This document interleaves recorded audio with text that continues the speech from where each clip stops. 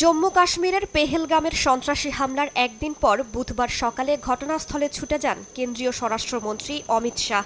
দেখা করেন নিহতদের স্বজনদের সঙ্গে। এ সময় কান্নায় ভেঙে পড়েন অনেকে। স্বরাষ্ট্রমন্ত্রীর কাছে হামলার দৃষ্টান্তমূলক বিচারের দাবি করেন তারা। স্বজন হারানোর বেদনায় বাকরুদ্ধ কেউ কেউ। পরে নিহতদের প্রতি শ্রদ্ধা জানান অমিত শাহ। হামলায় নিহতদের একটি তালিকা প্রকাশ করেছে স্থানীয় প্রশাসন। এতে দেখা যায় বেছে বেছে কেবল পুরুষদেরকেই হত্যা করা হয়েছে। এদের মধ্যে গুজরাট, কলকাতা, কর্ণাটক, মুম্বাই, ওড়িশা, বিহার সহ বিভিন্ন রাজ্যের বাসিন্দা রয়েছেন। একজন রয়েছেন নেপালের। স্থানীয় বাসিন্দা রয়েছেন একজন।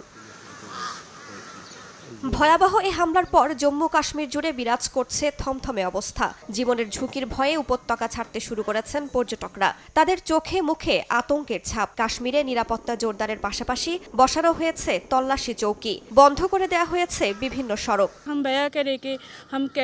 আমাদের অনুভূতি ব্যক্ত করার কোনো ভাষা নেই। আমরা কাশ্মীরে আরো 2 দিন থাকার পরিকল্পনা করেছিলাম, তবে এখন আমরা আমাদের ভ্রমণ বাতিল করে ফিরে যাচ্ছি।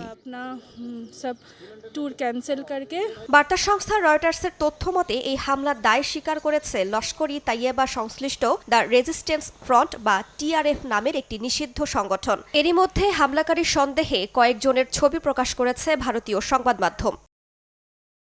হামলার তীব্র নিন্দা জানিয়ে ঘটনার সুষ্ঠু তদন্তের নির্দেশ দিয়েছেন প্রধানমন্ত্রী নরেন্দ্র মোদী। সৌদি আরব থেকে দেশে ফিরেই দিল্লি বিমানবন্দরে জাতীয় নিরাপত্তা উপদেষ্টা অজিত দোভাল এবং পররাষ্ট্রমন্ত্রী এস জয়শঙ্করের সঙ্গে জরুরি বৈঠক করেন। দেশজুড়ে তীব্র ক্ষোভ ও শোকের মধ্যে প্রধানমন্ত্রীকে হামলার বিষয়ে বিস্তারিত অবহিত করা হয়। মোদীকে টেলিফোন করে নিন্দা ও সমবেদনা জানিয়েছেন মার্কিন প্রেসিডেন্ট ডোনাল্ড ট্রাম্প। শোক জানিয়েছেন সৌদি আরবের যুবরাজ মোহাম্মদ বিন সালমান, রুশ প্রেসিডেন্ট ভ্লাদিমির পুতিন, জাতিসংঘের মহাসচিব আন্তোনিও গুতেরেস সহ বিভিন্ন দেশের সরকার ও রাষ্ট্রপ্রধান।